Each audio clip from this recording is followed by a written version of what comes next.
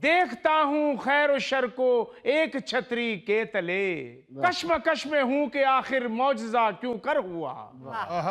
अरे भाई, बात ये है कि ये जो सवालिया निशान वाले शेर है ना, इनसे जरा परहेज कीजिए। आप क्या समझते हैं कि इन शेरों की हमें समझ नहीं आती? हमारे नाना मियाँ अल्लाह ताला के फजलो करम से हैदराबाद दक्कन के सबसे बड़े शायर थे और उनके चाहने वालों में अली मियाँ भाई नवाब ऑफ दक्कन से लेकर फीका हलवाई तक सब शामिल थे।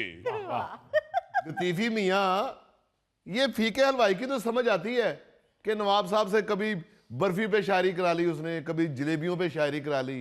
ये नवाब दक्कन की समझ नहीं आई। अरे खबरदार, अगर हमारे नाना मियाँ की शान में गुस्ताखी की तो बहुत बड़े शायर थे। ये जो निजाम दक्कन थे, इनके यहाँ जब भी कभी महफिल होती थी तो वो हमारे नाना मियाँ को बाकायदा दावत दिया करते थे और फिर मेहमानों को हमारे नाना मियाँ की गजलें और शायरी सुनवाया करते थे। भाई क्या बात है लतीफी साहब, उस वक्त तो नवाबों की शान ही अलग होती थी। तो और क्या, हमने तो ये सुना कि लतीफी चचा के नाना बहुत बड़े लिखारी हुए हैं। हैदराबाद दक्कन के स्टेशन पे उनके हाथों से लिखा हुआ है, यहाँ सिगरेट पीना मना है। माफ करना, ये भी वैसे गलत ही है। फिर उस वक्त तो सिगरेट होता ही नहीं, बीड़ी और हुक्का होता था। अरे नवाब लोगों को मालूम होता था कि आइंदा क्या मार्केट में आने वाला है, क्योंकि उनके पूछे बगैर मार्केट में कोई चीज नहीं आ सकती। लतीफी साहब, हमने तो ये भी सुना है कि लाल मूली गोल वाली आपके नाना की इजाजत से मार्केट में आई थी। पहली दफा वो 2 ब्लेडों वाला रेजर इनके नाना जान की वजह से मार्केट में बिका है। ओ बेटे भतीजे, क्यों तारीख उल्टी कर रहे हो? उस वक्त तो उस तरह होता था, उस वक्त तो रेजर होता ही नहीं था।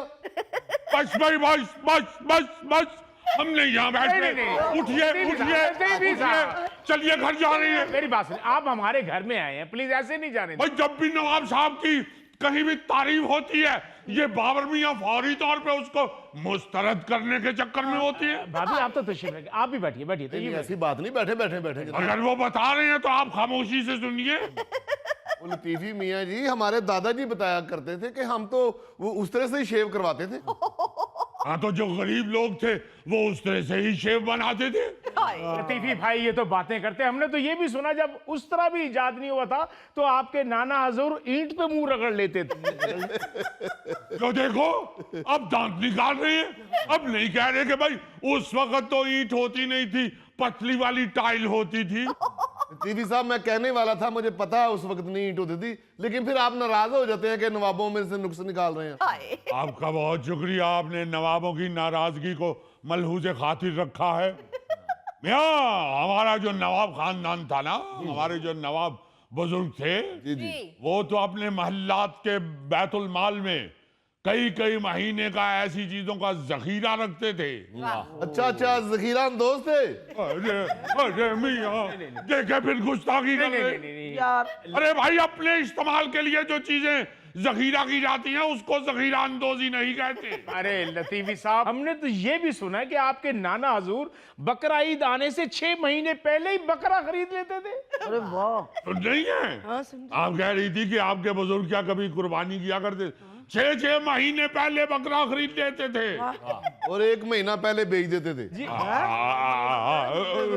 उठ जाइए, उठ जाइए, उठ जाइए, घूंघट निकालिए, घूंघट निकालिए। ये फिर इन्होंने गुस्ताखी की है नवाब साहब की शान में। लतीफी चचा, बाबर अंकल को तारीख का पता ही नहीं है। बाबर अंकल, लतीफी चचा बड़े लोग हैं। हैदराबाद दक्कन में सबसे पहले खाले इकट्ठी करने का स्टॉल इनके नाना ने लगाया था। सुन रही है, सुन रही है? और हम उस वक्त छोटे छोटे हुआ करते थे, सारे उनके नवासे नवासियां इकट्ठे होके खालों को नमक मला करते थे। खालों को नमक लगाते थे? नवाब साहब, ਤੁਹਾਡੇ नाना जी हैदराबाद दक्कन रहंदे सन या तेजाब रहंदे सन? अरे मियाँ, हम तो हैदराबाद दक्कन के नवाब ठहरे। तेजाब हाथे तो हमारे ससुराल रहते थे, जहाँ हम बारात लेके गए थे 6 घोड़ों वाली बग्गी पे। क्या बात है जी, नवाबों की तो शान ही अलग होती थी। मुझे तो यकीन नहीं आ रहा कि मेरी आंखें क्या देख रही हैं और कान क्या सुन रहे हैं। शेर और बकरी एक ही घाट पर बैठे हैं और एक दूसरे की तारीफ भी कर रहे हैं। अरे मियाँ, लिहाज और वफादारी भी किसी चिड़िया का नाम है। और हम ठहरे नवाब इब्ने नवाब। इन बातों का हमसे ज्यादा भला किसे इल्म हो सकता है? मगर आप पहले ये वजाहत कर दें कि आपने बकरी किसे कहा है और शेर किसे कहा है, क्योंकि मियाँ नवाब वकारुद्दौला की औलाद बकरी हो ही नहीं सकती। और देखिए चुगताई मियाँ, हमने आपको नहीं कहा, ये तो एंकर मियाँ कह रहे हैं। देख लें। लतीफी चचा, छोड़ें ये शेर और बकरी की बहस को। आप ये बताएं कि आप चाय पियेंगे या कहवा? वैसे चुगताई साहब के घर की चाय बड़ी लाजवाब होती है, दिल करता है 4-5 कप पिए। लेकिन मैं तो आज कहवा पीऊंगी। लो बताओ, उधर से फरमाइशें शुरू हो गई हैं। पहले भाई आप इन दोनों के लिए जाके पहले एक समावार चाय का और एक समावार कहवे का भर के ले आइए। नवाब साहब, ये समावार नवाबों के घर में होता है, हमारे घर में नहीं है। तो फिर टब में भर के ले आइए, क्योंकि बटमियां तो पहले ही बता चुकी हैं कि जैसी आपके घर की चाय है वो 4-5 कप तो उन्होंने तकल्लुफन कहा कि पीने को जी चाहता है। घूंघट निकालिए। ओहो लतीफी साहब, आपको पता ही नहीं चुगताई साहब के घर की चाय कितनी मजेदार होती है। अरे मियाँ ठीक है, इनके घर की चाय भी ठीक ही होगी, मगर आपको क्या मालूम, हमारे जो दादा मियाँ थे ना, वो अपने महल की महफिलों में मेहमानों को नवाबी कहवा पिलाया करते थे। और उसकी खुशबू ऐसी होती थी कि पिए बगैर ही आदमी सुरूर में आ जाता था। हर शख्स पूछने पे मजबूर हो जाता था कि नवाब साहब इसकी इस जाए तरकीब भी तो बता दीजिए। नवाब साहब ने कभी नहीं बताई।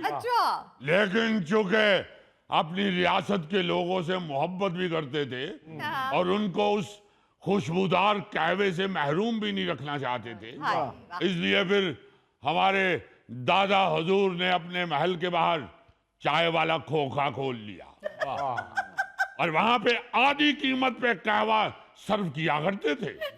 हमने तो ये सुना है शनील की पोशाक पहन के दुकान पे बैठते थे। एक दफा उठते हुए उन्होंने पोशाक सीधी की और चूल्हे से पोशाक ने आग पकड़ ली। और नवाब साहब, बड़े नवाब साहब उसी आग में झुलस के दुनिया छोड़ गए हैं ना। अरे क्या जमाना याद करवा दिया, क्या मासूम लोग थे। नवाब साहब पोशाक को आग लगने की वजह से दौड़ना शुरू हो गए। लोगों ने समझा शायद नवाब साहब हमें खुश करने के लिए कोई आइटम कर रहे हैं। किसी ने बचाया ही नहीं। दादा हुजूर अगले चौक में जाके झुलस के गिर गए। क्या बात है अली साहब, वफादारी वाले लोग थे ना, नवाब थे नवाब, इसलिए कह ही नहीं सके बचाओ बचाओ बचाओ बचाओ। मैंने उन्हें बहुत कहा कि मुझे सिखा दीजिए कहवा बनाना, मगर उन्होंने नहीं बताया।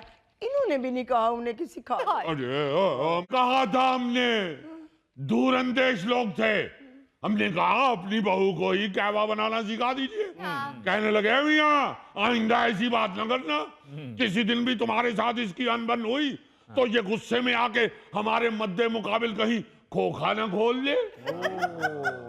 अगर ये देखिए, कहवे की तरकीब भले उन्होंने आपको नहीं सिखाई, मगर हवेली तो आपके नाम कर गए थे ना।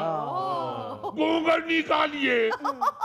अली साहब, नवाबों के तो बाग होते हैं, हवेलियां होती हैं, जमीनें होती हैं। ये कौन से नवाब जिन्होंने खोखे खोले हुए थे?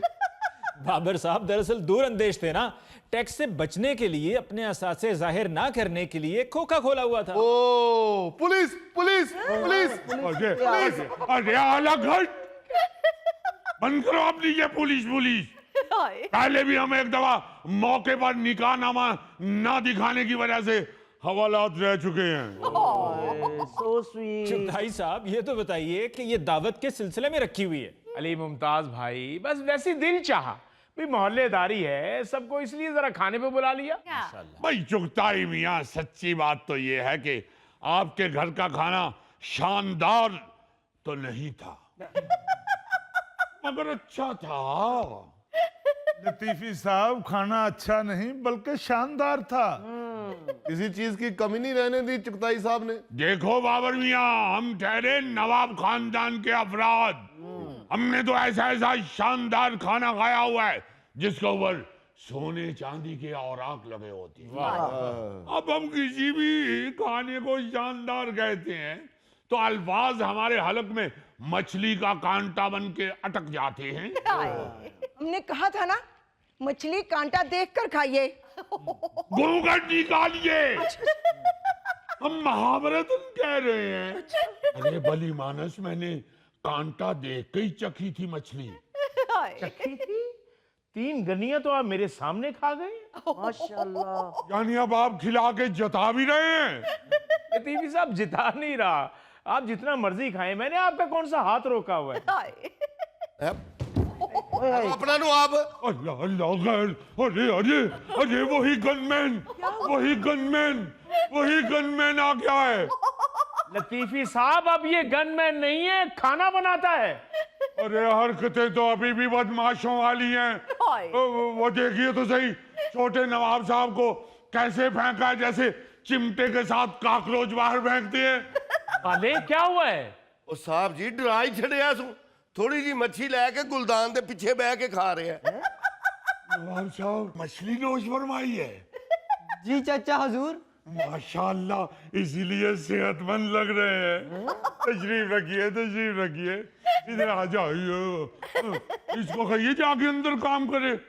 चाचा हुजूर, मछली के बाद चाय पी जा सकती है? देखिए, हमारी खानदानी रवायात में तो ऐसा नहीं था, लेकिन मियाँ अब ना वो मछली रही ना वो खालिस दूध रहा कि दूध की बनाई हुई चीजें मत खाई जाएं। जी आप देख लीजिए, अगर आप चाह रहे हैं तो कीजिए हुक्म, अभी आ जाएगी चाय भी। मैं तो ये रिस्क नहीं ले सकता, मेरी स्किन का मामला है।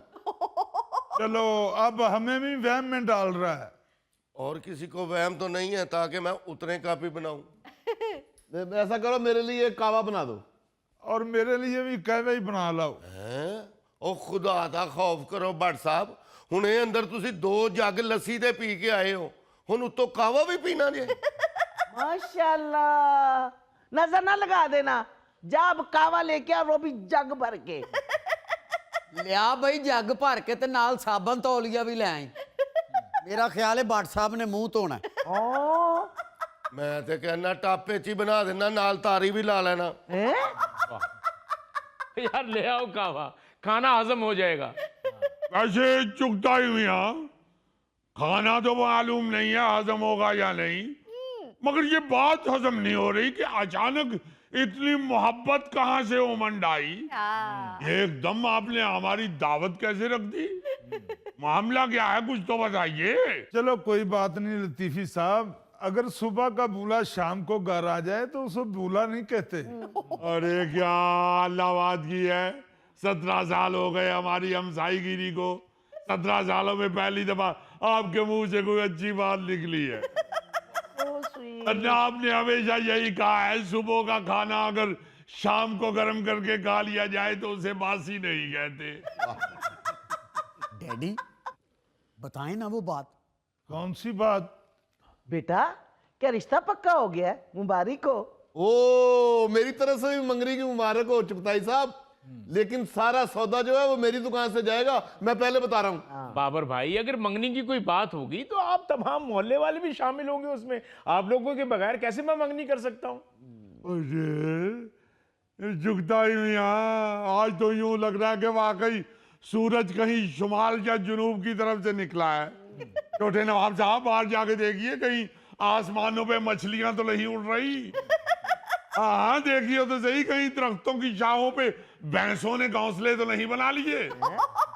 अरे मियाँ चुगताई, और इतना मेहरबान चुगताई मियाँ, कहीं अल्लाह ना करे डॉक्टरों ने जवाब तो नहीं दे दिया। लतीफी साहब, मुझे एहसास हो गया है कि हम साए होते ही मां जाए हैं। अगर तुम कोई ऐसी बात कर भी देते हो तो मुझे खामोश रहना चाहिए। देखा देखा, मैं तो पहले कहता था कि चुगताई साहब दिल के बुरे नहीं हैं, वैसे ही देखने में लगते हैं।